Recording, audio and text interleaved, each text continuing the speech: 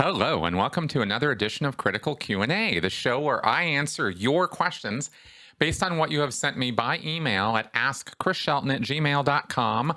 Or, wait for it, we are putting this back in with a vengeance, urgently and at once, forthwith, and with no further delays. We must immediately start putting our questions back into the comment section of my Critical Q&A videos. Yes, I am opening that door again.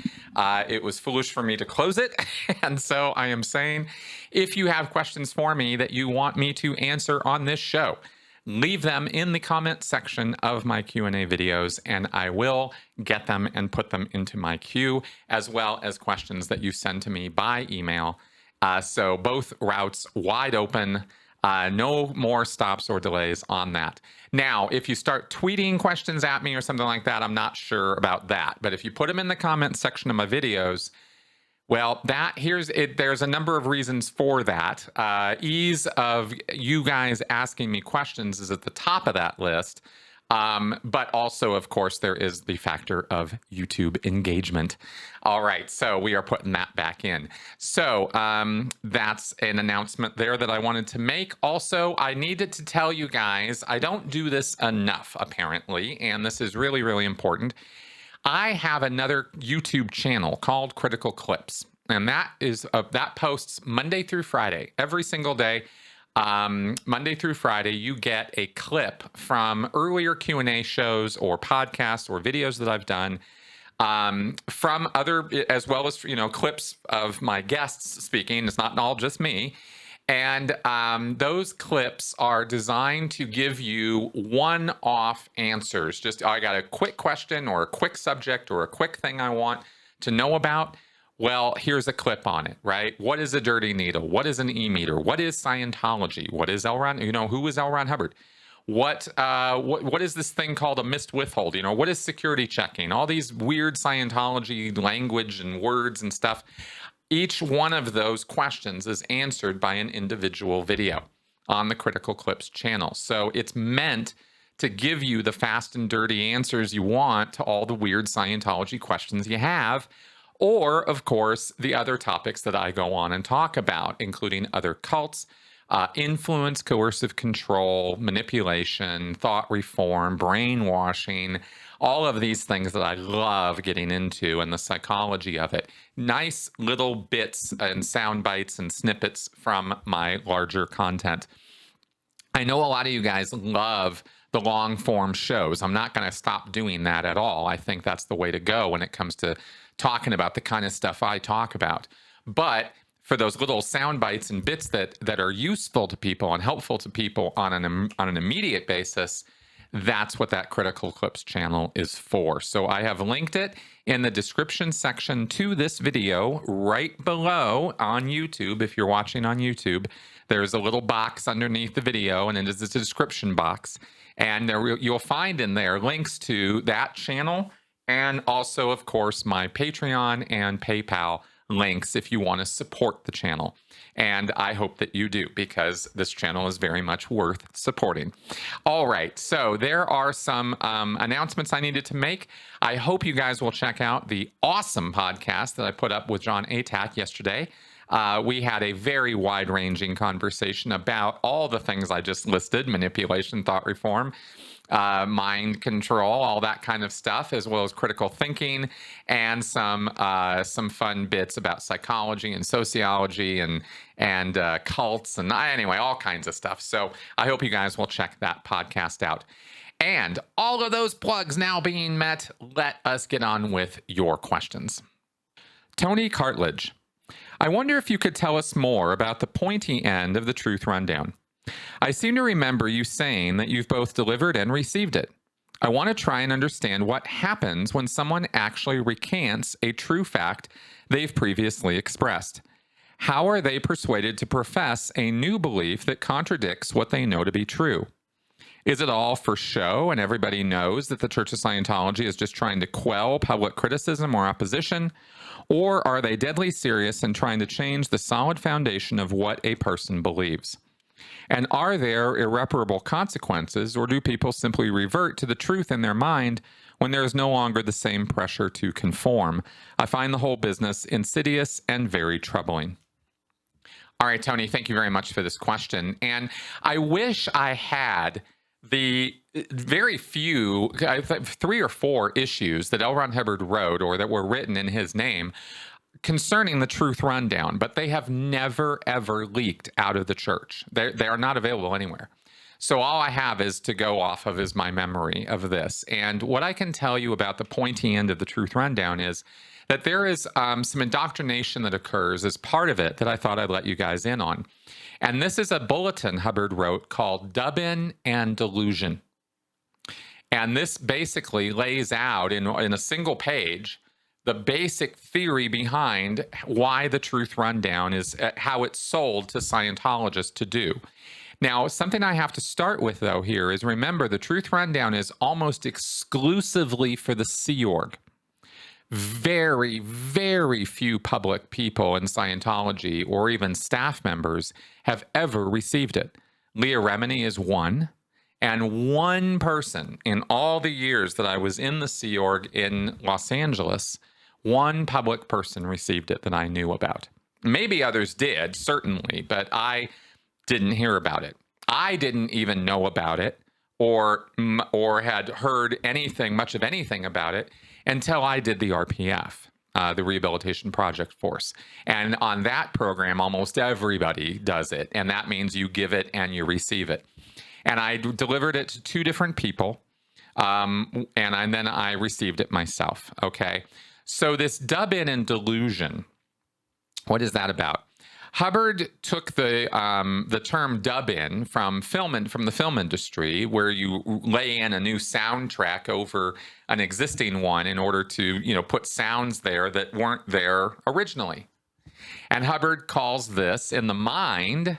He says that there is a dub-in process that occurs where people will fool themselves about their memories or about what happened because they are trying to rationalize or justify their own moral transgressions, or what Hubbard calls overts or overt acts. If you commit an overt in Scientology, you have done a bad thing. If I come up and just punch you in the face, I committed an overt against you. And Hubbard says that when you commit an overt, there's a sequence of events where when you commit an overt against somebody, you then crave what Hubbard calls a motivator, something that motivated you to do it. I walk up to you and I punch you in the face for no good reason. I've got no reason whatsoever to do it. You never did anything to me. Maybe we've never even met. Like, what is this psychotic activity? Well, in my mind, in order for me to make it okay that I just walked up and punched you in the face, I have to believe that there was something that motivated me to do that. And that motivator is something the person I punch in the face, something that person did to me, or something about them that motivates me to do that. And it's not their skin color or their gender or race or any of that. I'm not talking, that's not a motivator. A motivator is an overt you committed against me. Right? I find out, okay, for example, maybe out of sight, out of mind, here, let's take it out of you and me, and let's say Joe and Bill, okay? So Joe sleeps with Bill's wife, okay? Bill finds out about it. Now Bill has a motivator. Joe slept with his wife. Now Bill is going to go and punch Joe in the face, and he's got a valid motivator to do it, okay? But what Hubbard insists is always true, is that if you commit an overt against somebody that was not prompted by a motivator earlier, you'll make one up. 100% of the time, you're going to make one up. You have to have a motivator, because if you don't, then what you did was wrong and evil and unprompted and it was an unsolicited bad act.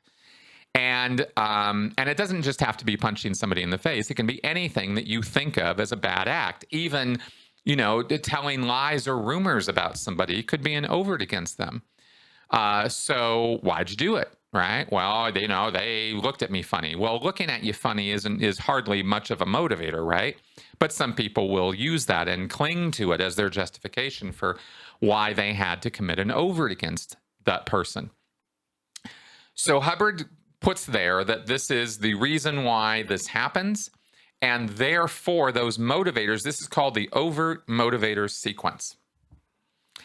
Now, Hubbard goes further and says that the motivator can be made up and can even be delusional. You can just make up out of nowhere stuff that just never happened, never existed, doesn't have anything to do with reality at all. And if that motivator, if that thing you're coming up with happens to pretty hardcore slime or black PR or give a really bad impression about the target of your crime, right? Then you're engaging in black PR, okay, black propaganda. Rumor mongering, whispering campaigns, telling bad news, spreading discontent, spreading discord, right? In Scientology, this is called spreading and theta. Propagating false news, fake information, right? We have lots and lots of terms for this kind of concept because it's kind of common. We do this all the time.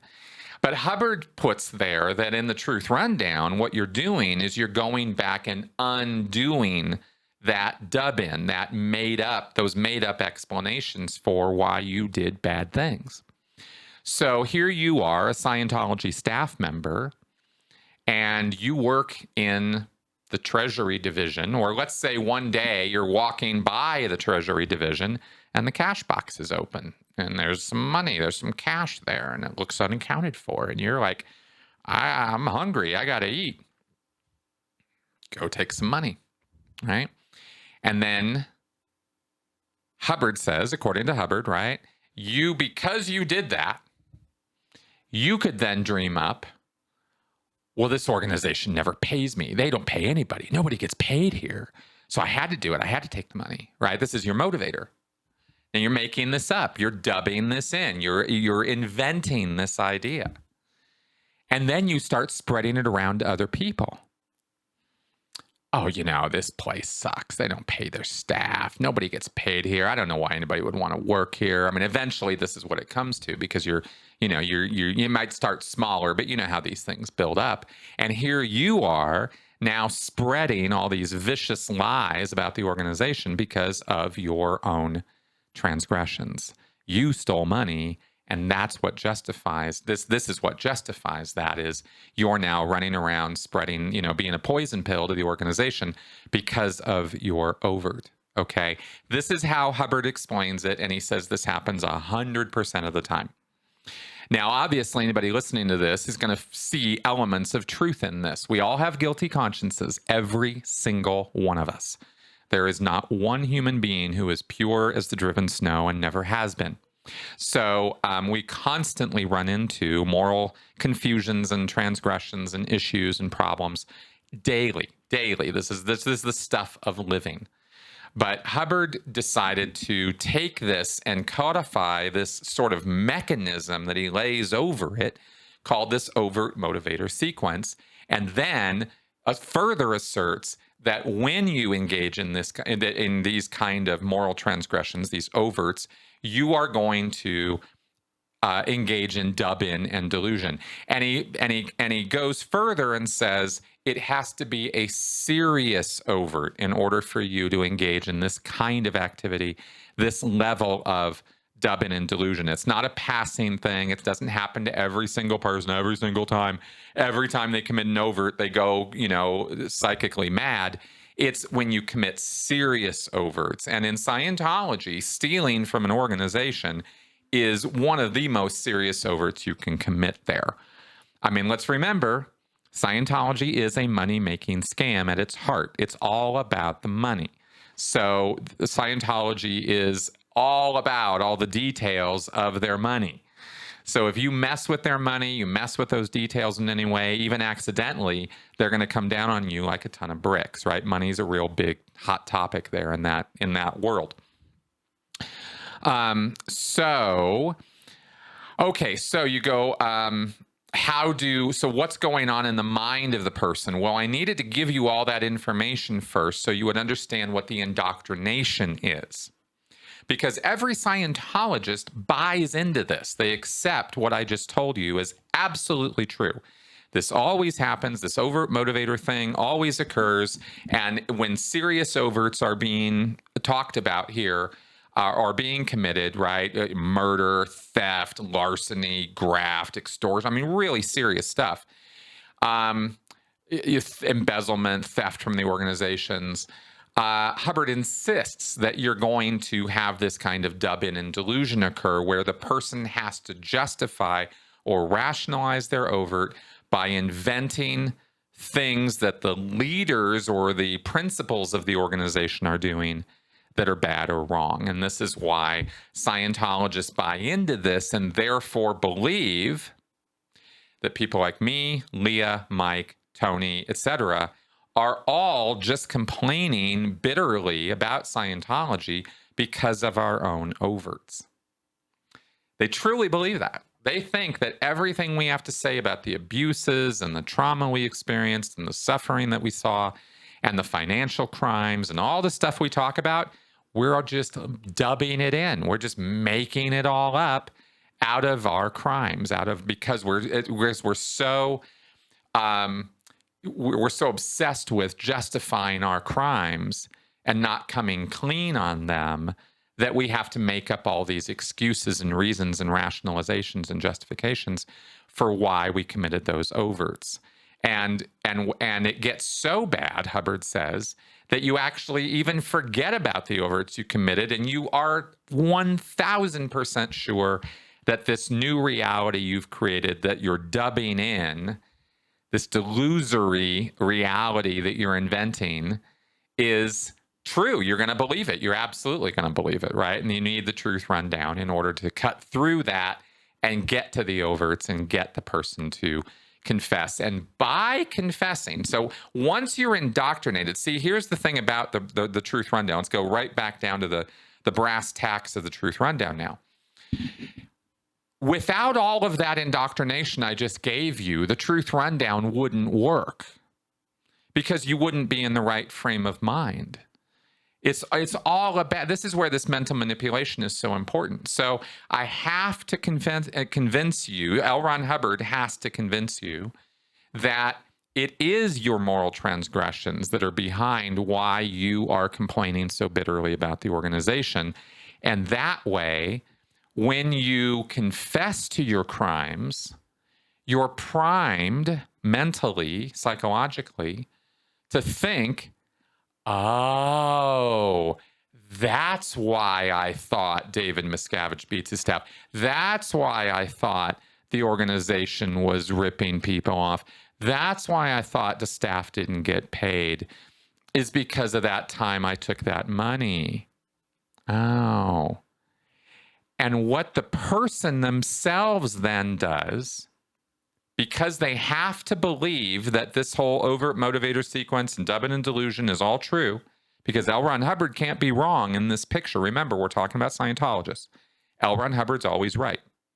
So if L. Ron Hubbard's always right, then that means that my memories of what I saw, staff not getting paid, David Miscavige beating up on people, whatever it is that that the person saw or experienced, they then sell themselves on how that was all just delusion. Oh, I just made all that up. I can't believe it.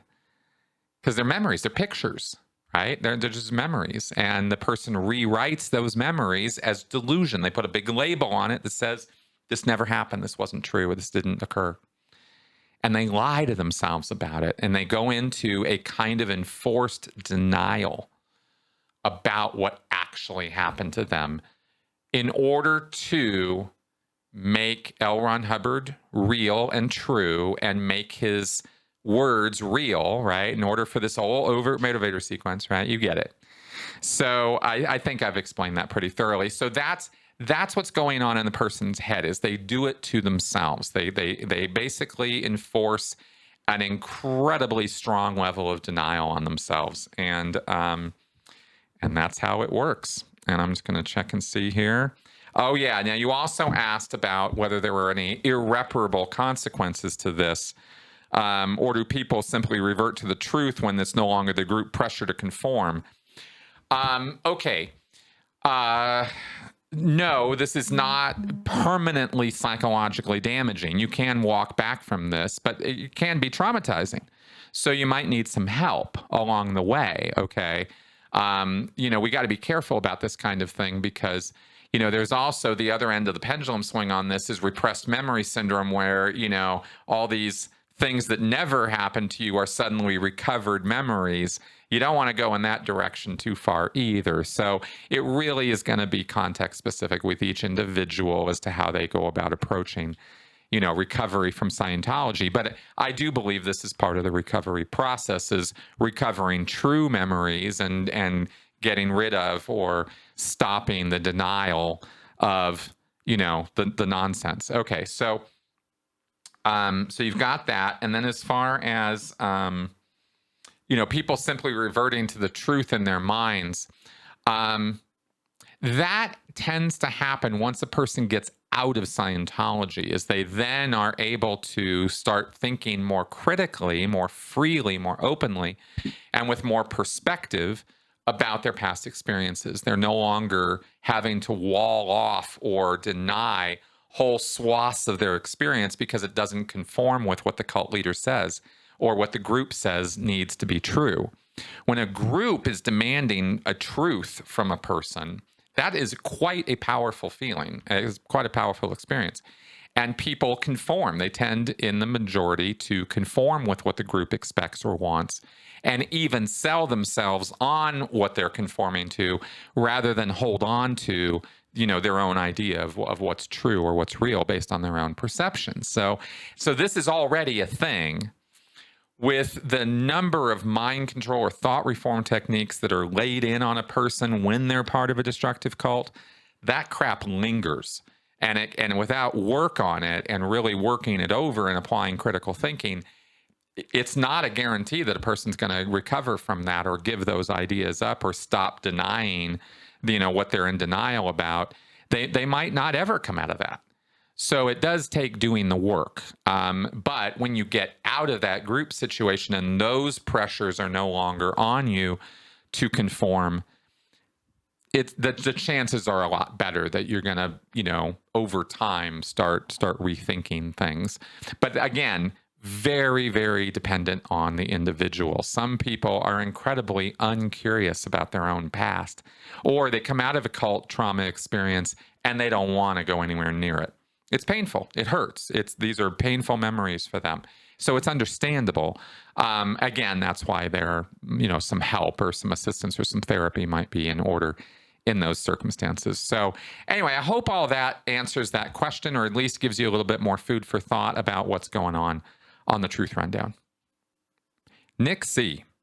On November 2nd, 2021, hundreds of QAnon supporters of one particularly fringy variety gathered in Dallas at the location where President Kennedy was fatally shot to see his son, JFK Jr., who in real world has been dead since 1999, reveal himself as alive, well, and planning to be the Republican vice presidential candidate for 2024. At 12:30 p.m., the time of President Kennedy's shooting, the crowd began to recite the Pledge of Allegiance. Why? Who knows? When nothing happened, the crowd slowly began to dissipate, with some people saying that JFK Jr. would appear at the Rolling Stones concert later in the day. What do you think the chances are that a few months down the road, we'll hear, quote-unquote, eyewitness claims that JFK Jr. actually appeared to the crowd that day, possibly in spirit, quote-unquote, whatever that means? Any other thoughts or comments? Hey, Nick, thank you for asking me about this. I kind of started giving a long, involved, kind of philosophical answer to this about, belief and the nature of belief and stuff. But I think that's just going to put everybody to sleep. I think what I want to say about this is that, I think it's a real shame that we have the phenomena occur where people are so grossly lied to for so long and believe it so hard that they fall into believing absurdities like that. Because, of course, as Voltaire said, once you have people believing absurdities like that, atrocities, are right around the corner, or certainly the potential for them are right there. And that's why I have concern about these things and why I talk about them.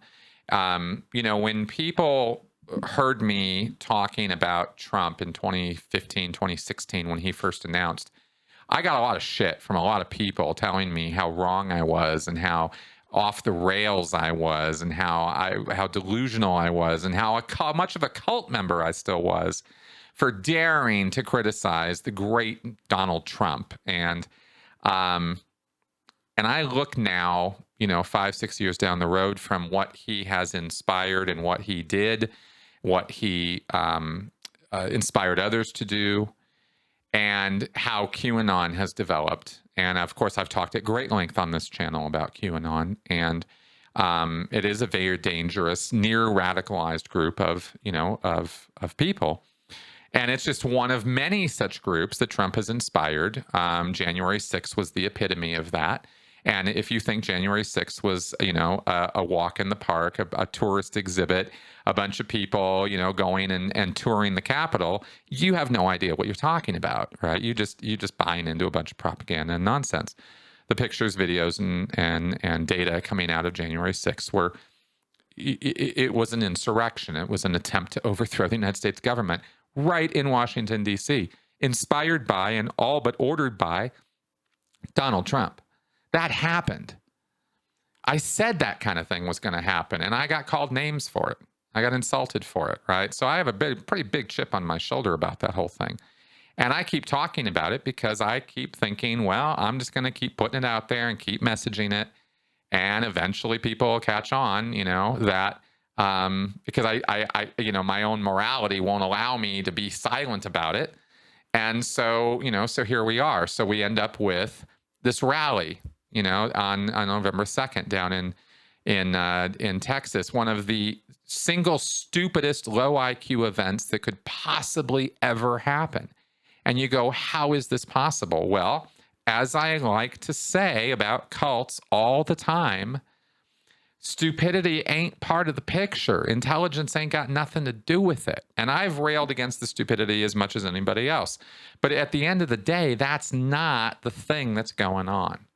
It's about the power of belief. It's about the power, the emotional investment of it. And the other thing I wanted to say about this, and something that I don't think very many people actually get on board with, but I want to keep putting it out there anyway, because I think this is important too, is you have to understand that people buy into these conspiracy theories or these crazy ideas like Scientology, like QAnon, because their own lives are not satisfactory in some significant way.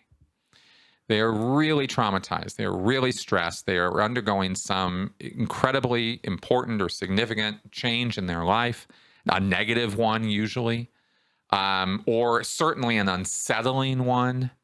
This is why college kids get recruited, moving into a new town, going to a new university, they get recruited into cults all the time. It's easy, it's like shooting ducks, they just boom, boom, boom.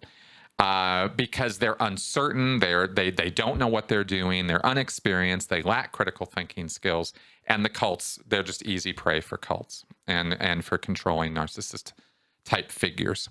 So we see this kind of thing, and we've talked about this. We talked about the fact that big change, traumatic change, unresolved trauma in a person's life, unresolved problems or issues, and this includes economic problems and concerns, value problems, moral quandaries and problems. I mean, all of these things are really important to us as human beings.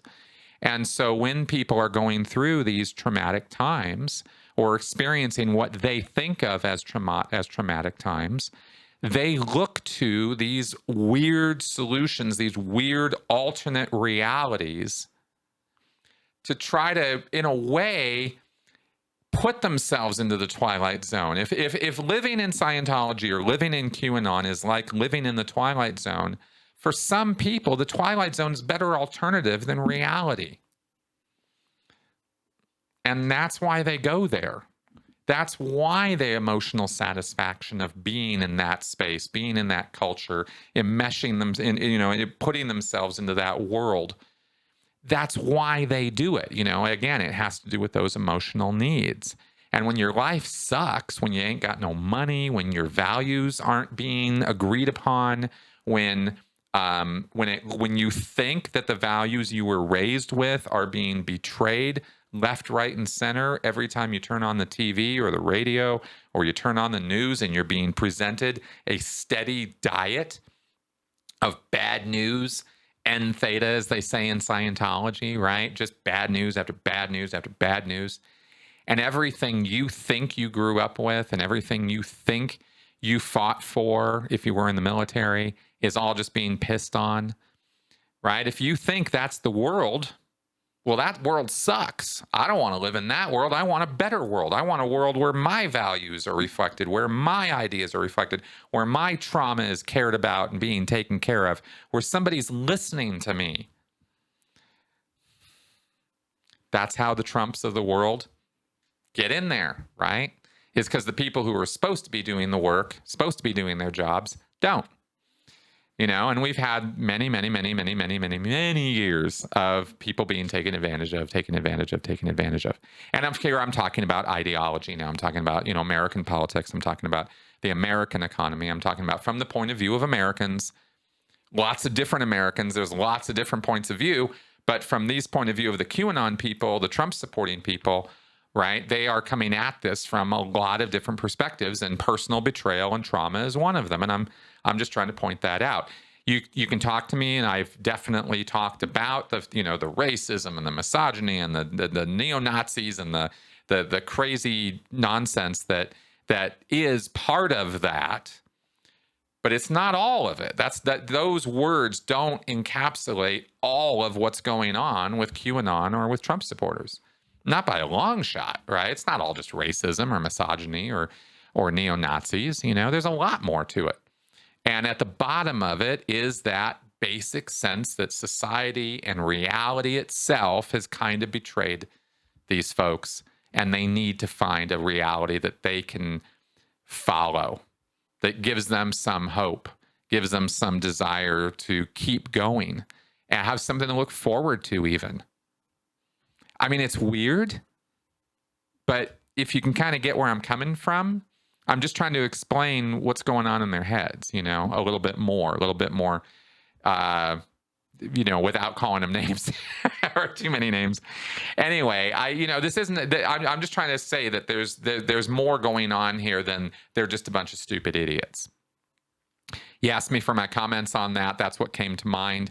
I hope that's not like too weird or too highbrow or something. It's just an approach, a way of thinking about these people that is not just outright insulting, because that's kind of what's going on there as far as I can tell, deep down inside.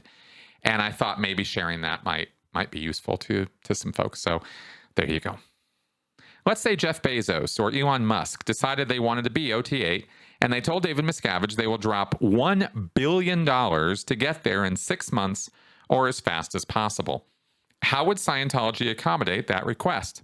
What is the fastest they could get there given unlimited funds? All right, Jonathan, thank you for this question. It's certainly an interesting one. Okay, so OT8, of course, is the pinnacle of Scientology right now. It's the highest level you can achieve. You can't go, there is no OT9 or 10 that you can go to. So if you want to go from 0 to OT8 as quickly as possible, what would it take? Well, here's the thing about this that I first wanted to say about Scientology and about sort of the structure of the con. Because let's remember, it is a con. OT8's a fantasy, it's a delusion, all of this stuff is. So one very important thing about this thing, is that it is supposed to take a long time. Because the longer the runway is for you as a Scientologist, the more opportunities there are to bleed you of your money. And the longer you'll be giving Scientology money, the longer you invest in it, the more money we can get out of you. So Scientology as an institution is not particularly incentivized to try to speed that process up. And if somebody comes along who's a whale, who's got real money to spend, well, Scientology is going to want to drag that guy's experience out, or that woman's experience out, for as long as possible. So they're going to go to all kinds of lengths to make it look like they're speeding things along. And in some respects, they will. When it comes to the classwork, they will, because that's cheap. Nobody cares about the classes. In terms of the viability of Scientology, the training is not where they make their money. It's on the auditing.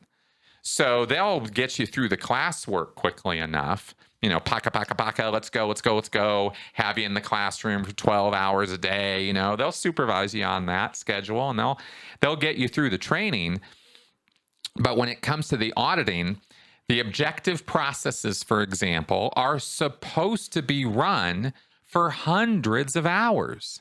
And there's no shortcutting that. Op-pro by dupe, opening procedure by duplication, is just one process that is dictated to be run for a minimum of 25 hours, at least according to some of the issues on it. I don't know if that's how David Miscavige is ordering it be done these days, because the guy makes so many changes, it's a little hard to keep up. But those objective processes are, the touching the walls, picking up bottles and books and crap like that. That kind of processing, you're going to be invested in that for a few hundred hours, no matter who you are. And then you're going to have the lower grades to do, and those go pretty quick. Miscavige kind of shortened those things up to make them taka, so people can get onto the OT levels. But OT 1, 2, and 3, once you do all the training and all the various things for that, and then you're going to solo audit on OT 1, 2, and 3, that's going to be a couple months, no matter how you try to speed it up. And then OT 4 and 5 are delivered to you. You could get OT 4 and OT 5 delivered to you in about a month. Easy. Full time, maybe faster than that. But the sessions tend to get a lot shorter. I want you to remember, we talked about this, but it's been a while. As you go up the bridge, the amount of time you're in an auditing session on average is significantly less, which is why when you get up to the level of OT 7, where you're solo auditing, you're giving yourself 3 to 5, 6 sessions a day. And each of those sessions might be about 5 minutes long. It takes you longer to set it up than it does to actually run the session. So that's also part of the process. Okay. So as to, how quickly you could bang somebody all the way up to OT 8, it's going to take years. No matter how quickly you want it to happen, OT 7 never takes months. OT 7 is always a years-long experience. OT 6 is months, right? All these things just take time, and they add up. And there is a lot of books you got to read. There are a lot of books you ought to read. You got a lot of lectures you're going to have to listen to. You don't have to listen to all of them. You don't have to read all the books. But they're going to make you read an awful lot of them. And even if you bang out a book a night, that's a month of reading all of Hubbard's books. And then all the pamphlets and brochures and all the other crap you got to do. And then the classwork you have to do, all the exercises and drills. So basically, it's built into the framework of Scientology that you're going to be there for years and years, preferably decades. Okay. And that's kind of how the timing of Scientology works out. Samuel Millerick. Given that Hubbard isn't regarded as a prophet, but rather someone who developed the tech using scientific research, would it be possible for anyone to continue his research? If it is considered to be science, surely it could be further advanced. If either Miscavige or someone else was to announce that he had done a load of independent research into Scientology tech and made a load of new advances, how would Scientologists react? As I understand it, all changes so far have been done with the justification that they are just what Hubbard intended, but could the church instead alter things by simply saying they had continued to further advance the tech?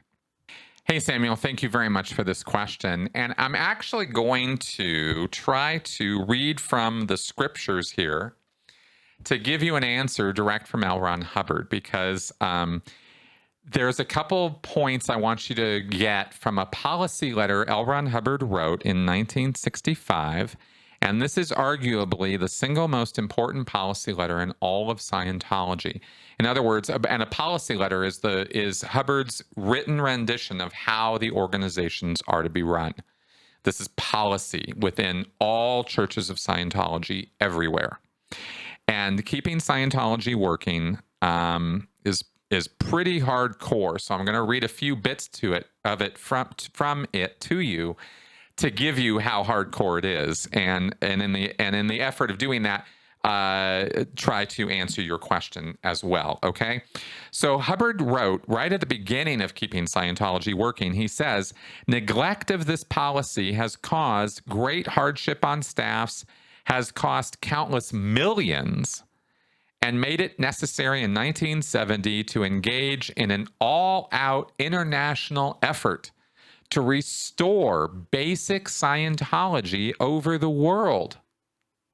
What? What's this? Within 5 years after the issue of this policy letter in 1965, with me off the lines, Hubbard, right? With me off the lines, violation had almost destroyed orgs. Quickie grades, quote unquote, entered in and denied gain to tens of thousands of cases. Therefore, actions which neglect or violate this policy letter are high crimes, resulting in very serious justice matters. Okay, so I'm going to paraphrase here.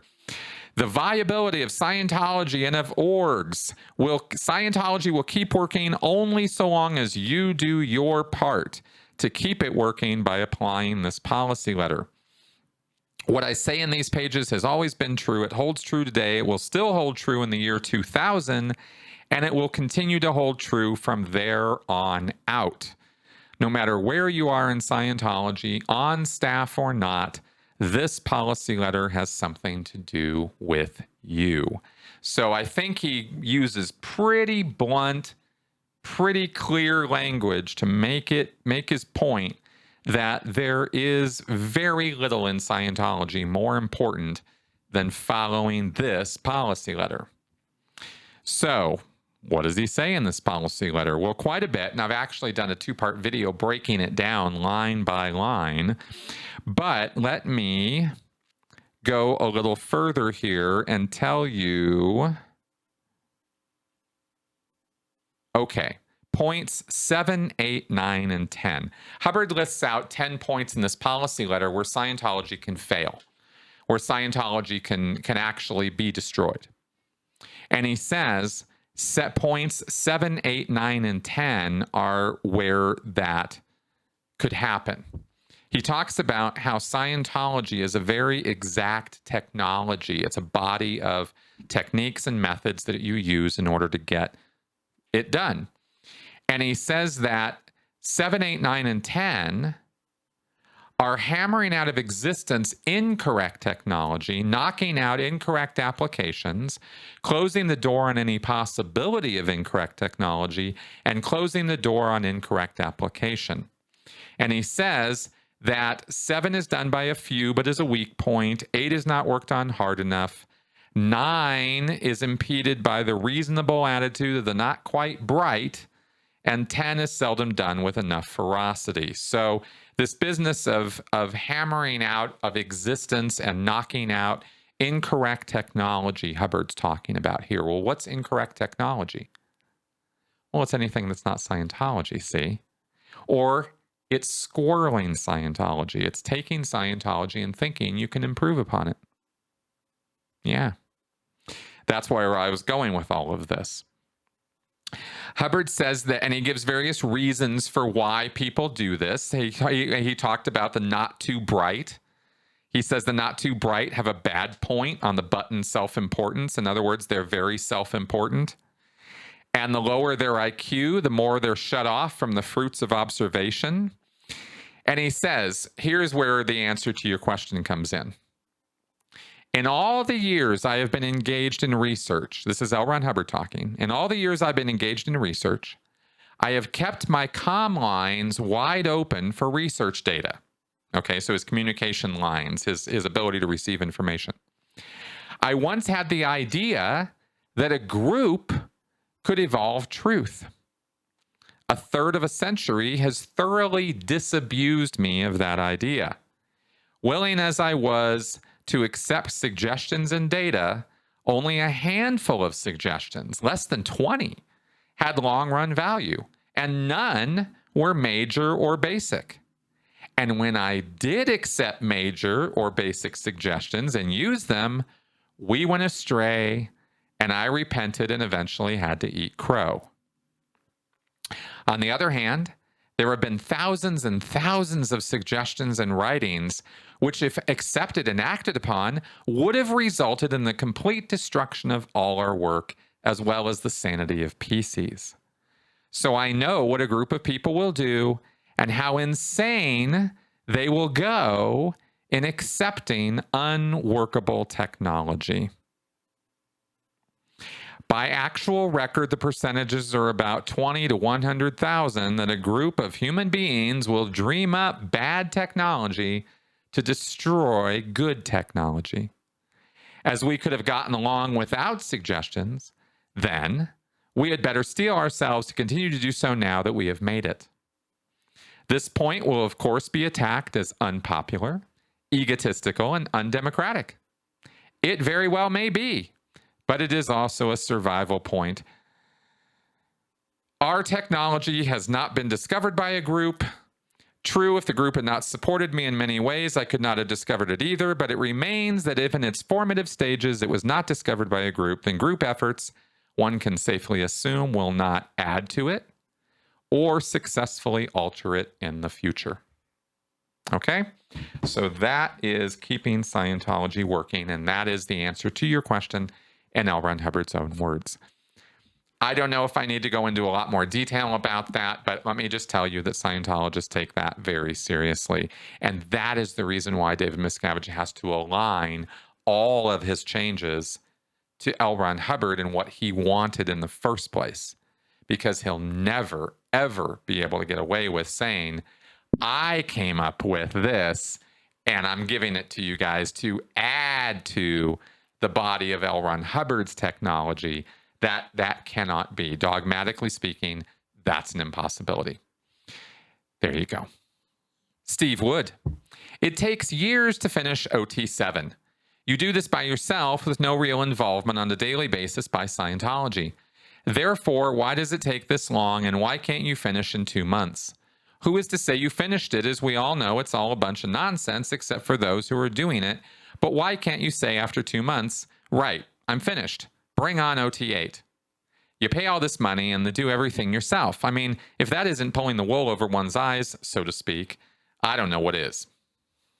All right, Steve, thank you very much for this question.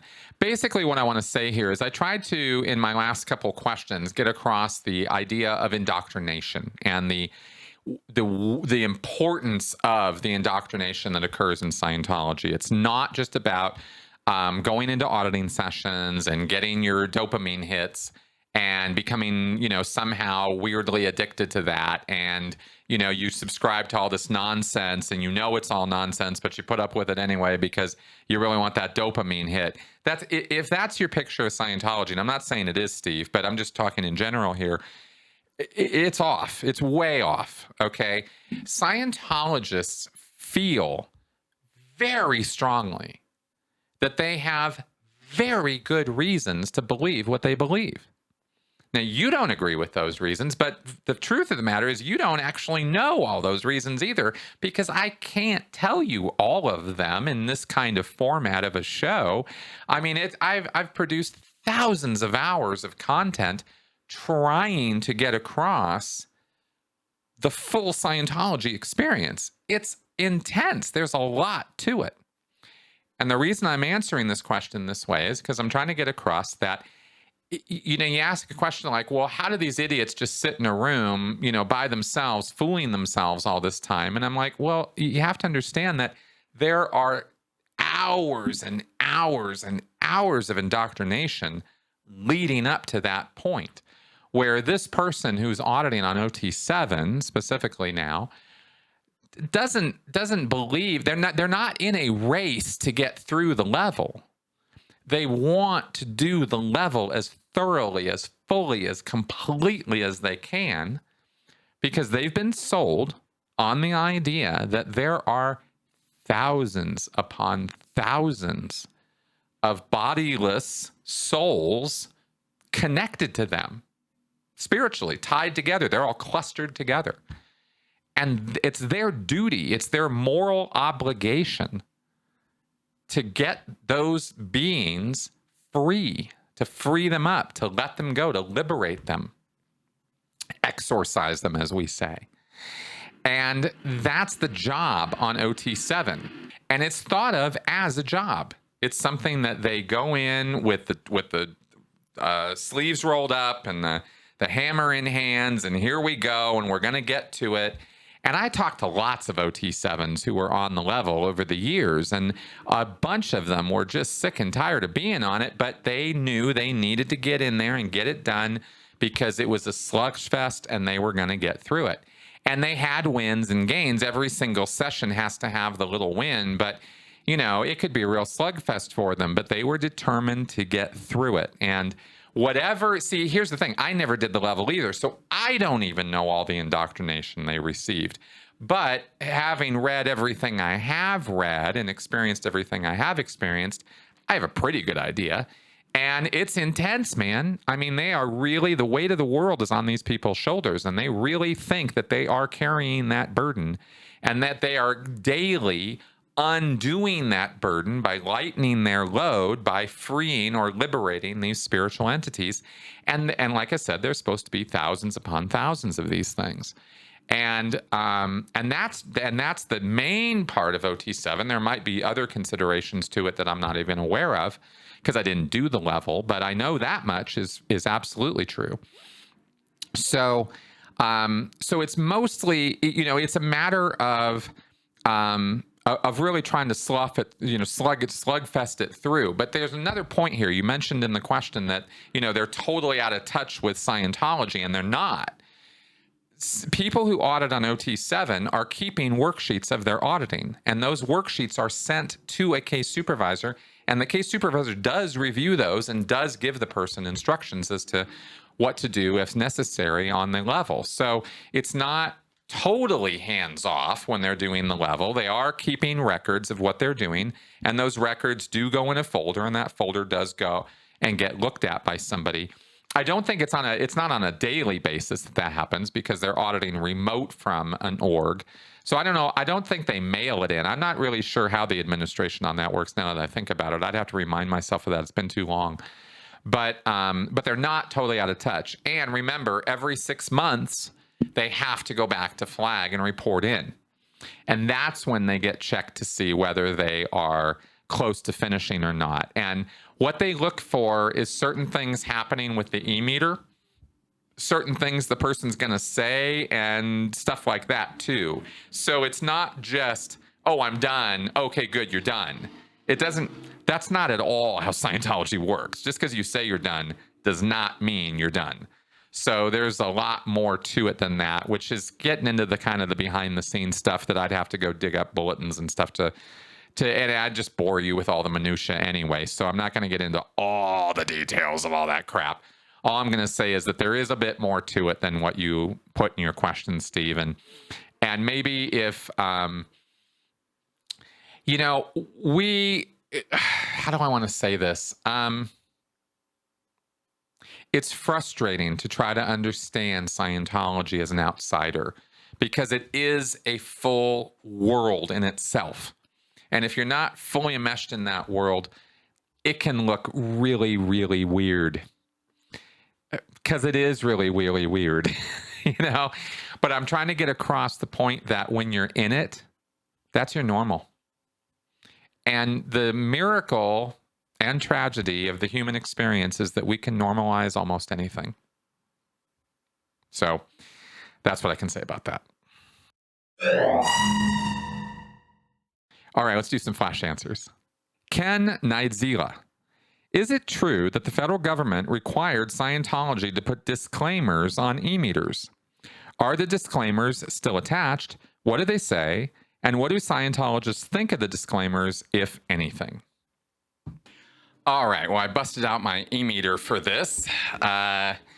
And yes, there is a disclaimer on the bottom of every single e-meter. It is required to be there by law. This was decided upon in the 1960s after the FDA raided Scientology, and they had a big court case, and I think it was 1968 or 69 or so when the order came down that this needed to be done in order for e-meters to be used. And the disclaimer says, by itself, this meter does nothing. It is solely for the guide of ministers of the church in confessionals and pastoral counseling. The electrometer is not medically or scientifically capable of improving the health or bodily function of anyone and is for religious use by students and ministers of the Church of Scientology only. Hubbard, e-meter, and Scientology are trademarks and service marks owned by RTC and are used with its permission. So there's your e-meter disclaimer. Oscar Q. Zilch. Do you have any recommendations for unintentionally hilarious / completely insane Hubbard lectures? Oscar, I'm going to actually punt and say all of them because I've been deep diving on a couple of Hubbard's lectures for my thesis, for the research that I'm actually doing for this. And I got to tell you, these things are nuts. I cannot even approximate the headspace I used to be in, where I used to be able to listen to L. Ron Hubbard and think he was talking rationally. The stuff he says is just whack. Now, it's crafty, though. It's clever. And that's been the analysis point. But man, yeah, in terms of unintentionally funny, hilarious, crazy, kind of all of them. Phil Anderson. When Tom Cruise was awarded the Freedom Medal of Valor, when Miscavige called him the most dedicated Scientologist I know, do you think he really thought that? I've always thought that he knew it would piss off the Sea Org members and he took some sinister delight in it. From what I've heard of COB, he really seems to enjoy being cruel and mocking others. What was yours and those that you knew reactions, and what are your thoughts on his motivation? Oh, Phil, I think you're nailing it. I think you're absolutely nailing it. I think Miscavige was getting a good laugh on everybody with that. He got to, and the great thing about it was plausibly deniable that he was really trying to insult all the Sea Org. Oh, I didn't mean that. And as though anybody would ever confront him on it, right? He knew they weren't. He knew nobody would, but if it were to come up, he'd have some deniability because he's only validating Tom Cruise. He's not insulting anybody. And yet, of course, that's exactly what he's doing. And he did it perfectly because it was to Tom Cruise, it was wonderful. To people who didn't receive it that way, like maybe public Scientologists, they thought it was great. And all the staff and all the Sea Org got it in the gut and thought, well, maybe I need to step up my game or something or whatever. I mean, it had all kinds of effects on people, mostly visibly that actually, as more people were like, oh my God, I got to work harder. I'm not working as hard as Tom Cruise. But a few of us, I mean, we didn't really talk about it a lot, so I can't say universally how people thought about it in the Sea Org. But I know I had an incredibly negative reaction to it. And I think a lot of other people did too. All right, and that is our show for this week, folks. Thanks very much for coming around and listening to me gab on here like this. I hope that my answers were informative, entertaining, and educational. And if not, let me know. Again, please put your questions, comments, or feedback in the comment section of this video, and let me know what other questions you might have for me or you want me to answer. Thanks again. Talk to you guys later. Bye-bye.